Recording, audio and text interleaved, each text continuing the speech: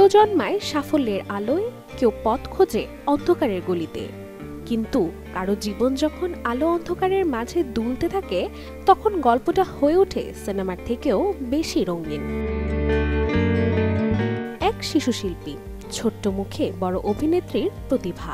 2002 সালে মাকড়ির সে সাহসী মেয়ে, যার অভিনয়ে মুগ্ধ হয়েছিল গোটা দেশ। জাতীয় পুরস্কার হাতে করে তখনই যেন ভবিষ্যতের তারকা বলে ঘোষণা করা হয় তার নাম, শ্বেতা বসু প্রসাদ। কিন্তু জীবন তো শুধু পুরস্কারের মঞ্চে থামে না।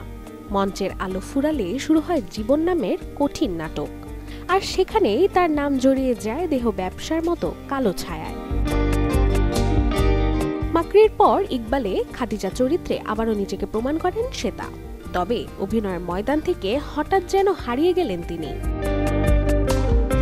2014 সালের 31 আগস্ট হায়দ্রাবাদের বাঞ্জারা হিসেলের এক অভিজাত হোটেল থেকে পুলিশ তাকে আটক করে। অভিযোগ ওঠে অর্থের বিনিময়ে দেহ ব্যবসার। গোটা বলিউড যেন স্তব্ধ হয়ে যায় সেই ঘটনায়। তবে সে তার দাবি ছিল অন্যরকম। তিনি জানান তাকে জোর করে এই কাজে ফাঁসানো হয়েছিল। তিনি দারিদ্র্যের কারণে এ পেশায় আসতে বাধ্য হননি, বরং ভুল বুঝিয়ে এই কাজে জড়ানো হয়েছিল তাকে।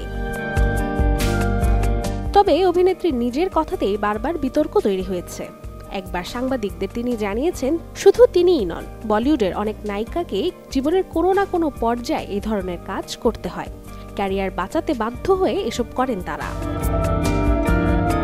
2014 সালের ডিসেম্বর হায়দ্রাবাদের একটি নিম্ন আদালত শ্বেতাকে অভিযোগ থেকে মুক্তি দেয়।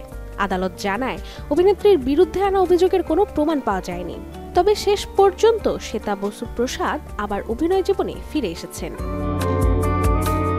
এমনকি বাংলা সিনেমা এক নদীর গল্পতেও মিঠুন চক্রবর্তী আর যিশু সেনগুপ্তর সঙ্গে গুরুত্বপূর্ণ চরিত্রে ধরা দেন শ্বেতা।